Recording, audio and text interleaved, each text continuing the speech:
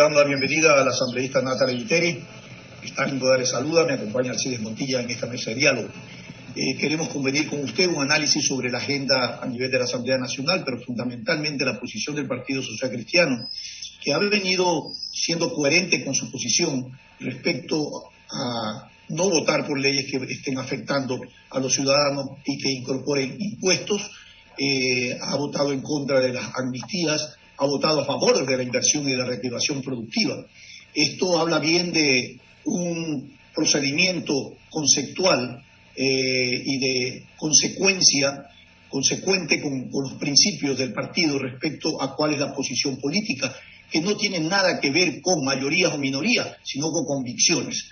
Y en este sentido quisiéramos preguntarle a usted si realmente el tema del archivo a esta ley de inversiones ha bloqueado y ha puesto en serio problemas al gobierno del presidente Guillermo Lasso. ¿Cuál es su visión y su lectura? ¿Cómo un poco cree que esto se va a resolver? Porque vivimos en una debilidad y en una inestabilidad institucional terrible, terrible. De tal manera que los ciudadanos esperamos que tengamos una respuesta, que tengamos por lo menos una especie de ensayo de ponernos a pensar cómo resolver esta crisis. Buenos días y bienvenidos. ¿Cómo están ustedes? Muy buenos días. Primero a ustedes, Alcides, Stalin, muy buenos días a todos los que escuchan el programa Sin Amarre a través de Radio Atalaya. Les agradezco por la invitación a este espacio en este día. Y efectivamente, como ustedes lo mencionan y como lo hemos venido diciendo a través de todo este tiempo, el Partido Social Cristiano, el bloque de asambleístas del Partido Social Cristiano, ha sido coherente en todo momento en su forma de comportarse dentro de la Asamblea Nacional y en su forma de votar por todo lo que se ha presentado. Es así que, por ejemplo, cuando se presentó la ley con carácter económico urgente de impuestos, votó en contra porque la posición siempre del Partido Social Cristiano sobre los impuestos ha sido de votar en contra, es decir, no impuestos hacia la ciudadanía.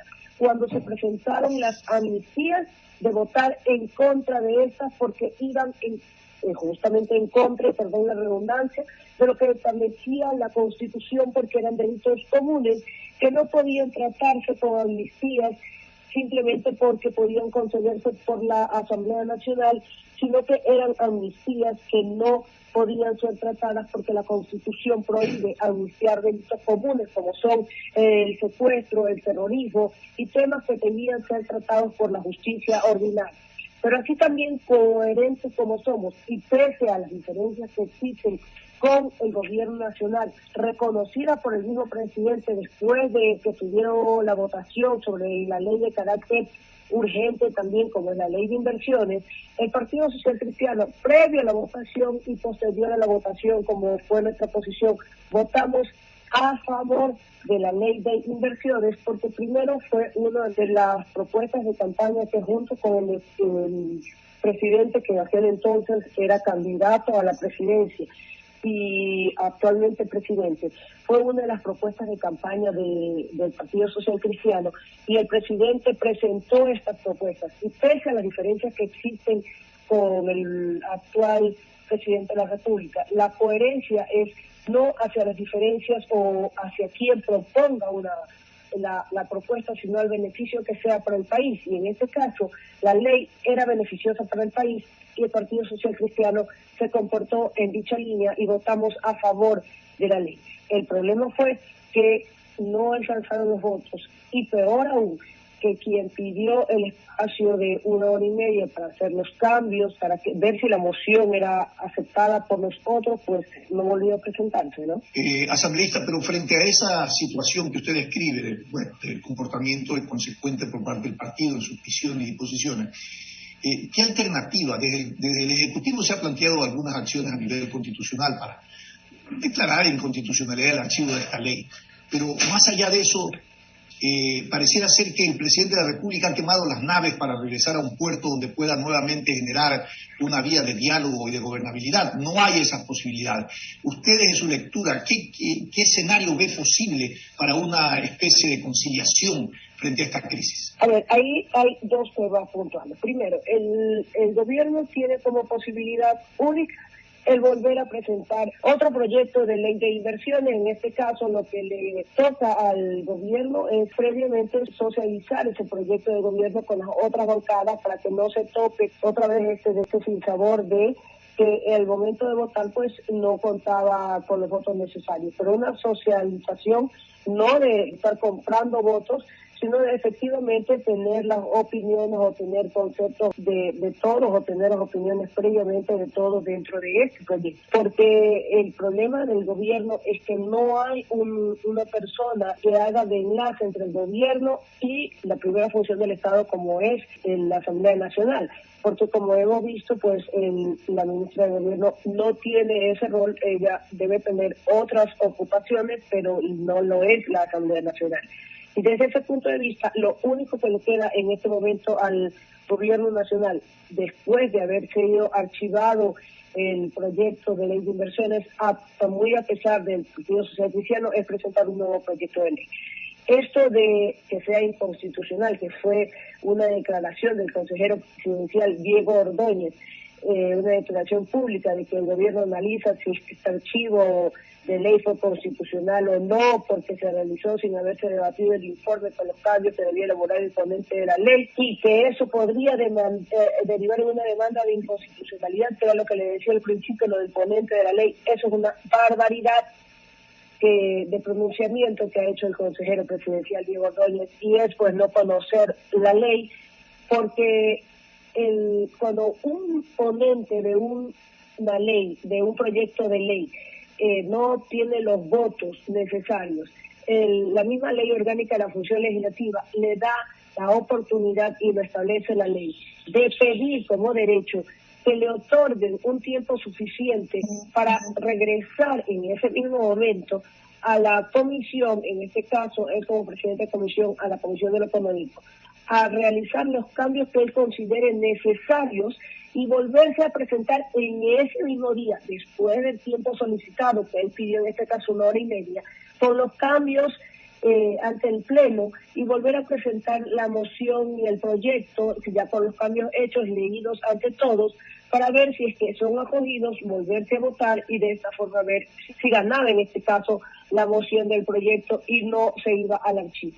El tema es que el ponente nunca regresó. Por eso es este análisis de que como no se realizó la votación con los cambios que tenía que realizar el ponente, es absurda la posición del consejero Diego Ordóñez, porque a Venezuela ya ha estado viendo otra sesión de la Asamblea.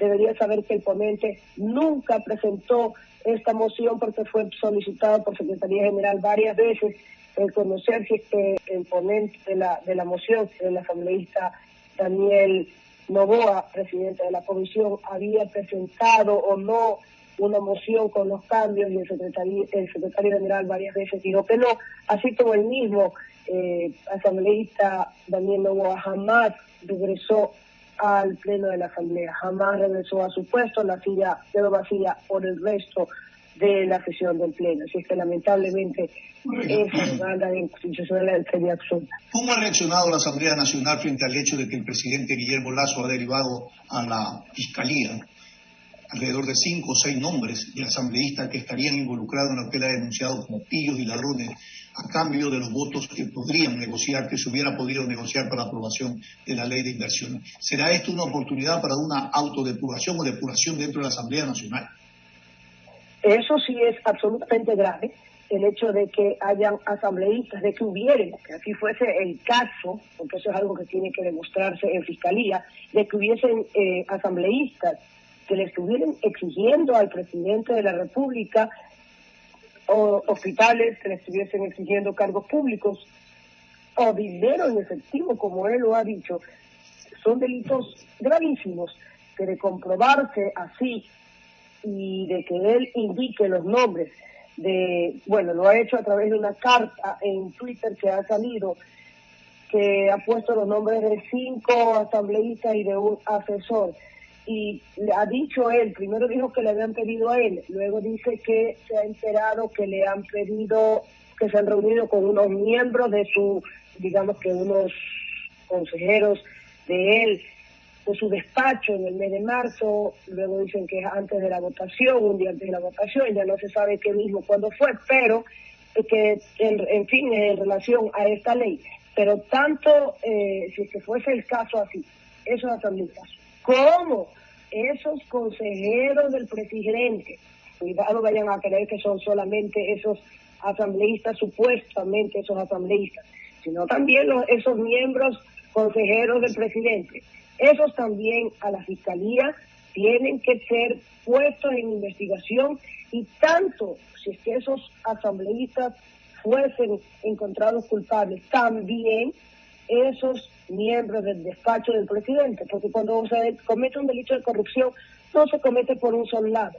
La corrupción no se da de un solo lado, se da de dos: el que ofrece y el que recibe, o el que pide y el que da.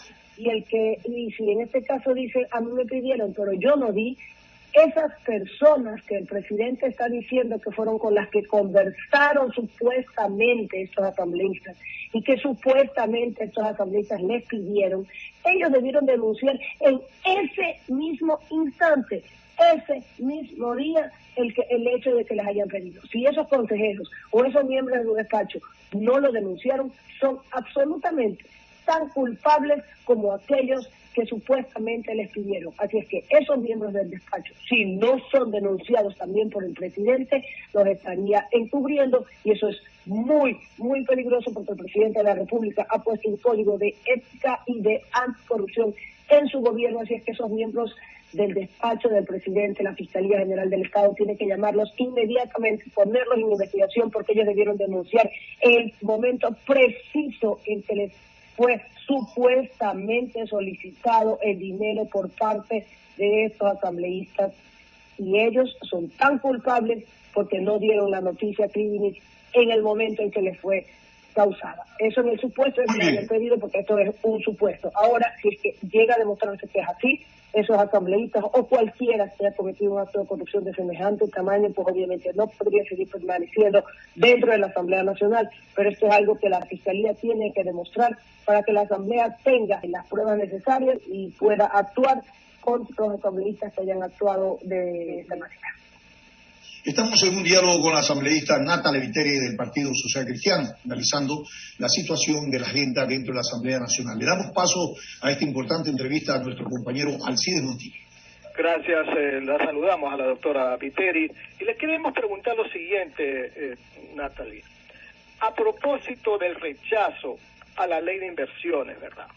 Se dice por parte de muchos comentaristas que el presidente Lasso está sitiado y bajo acecho, y que sus adversarios están dispuestos a la obstrucción y hasta la destitución, que está acorralado el presidente y que su caída es cuestión de tiempo. ¿Usted cree que es así realmente o se está excediendo en ese comentario?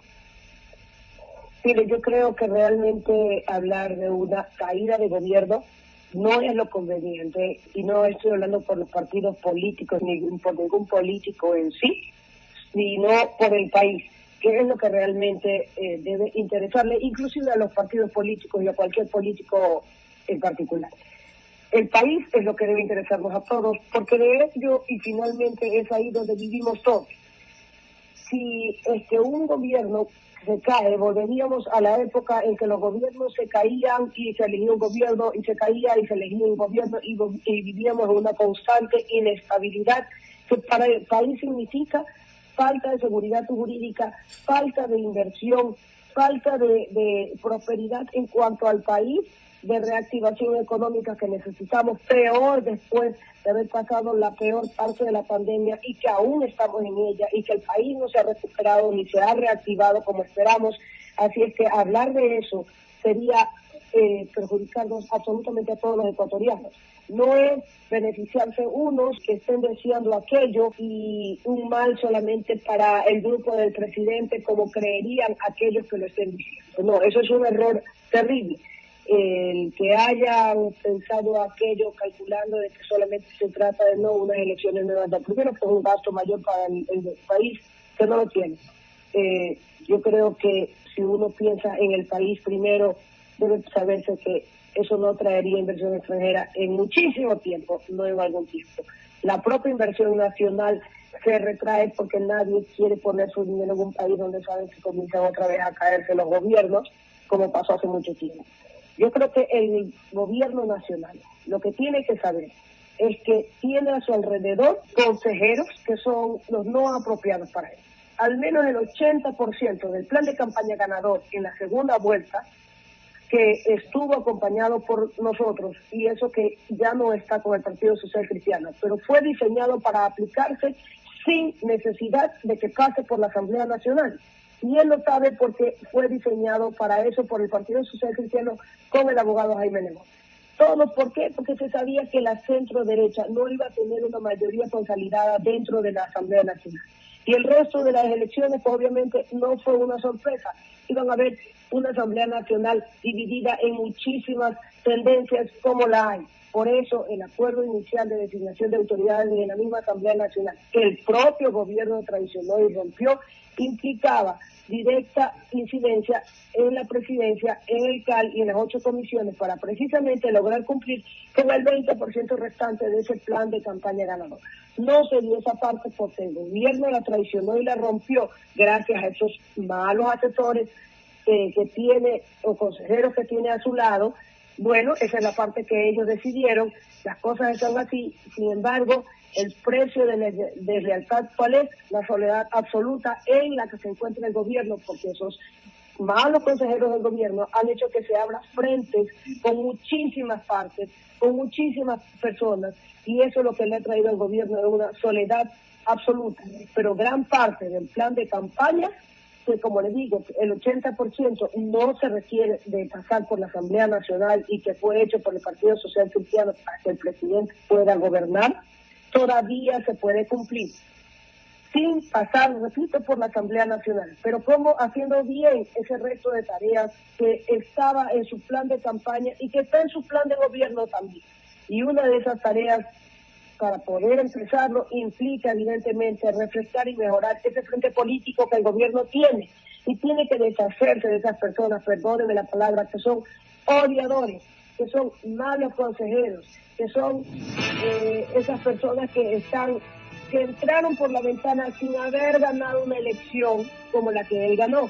Entonces, si él sigue rodeado de esas personas, está secuestrado, haciéndole creer que para mover un pie el presidente tiene que necesariamente pasar por la Asamblea Nacional, porque si no, no puede desarrollar su plan de gobierno. Y no es así.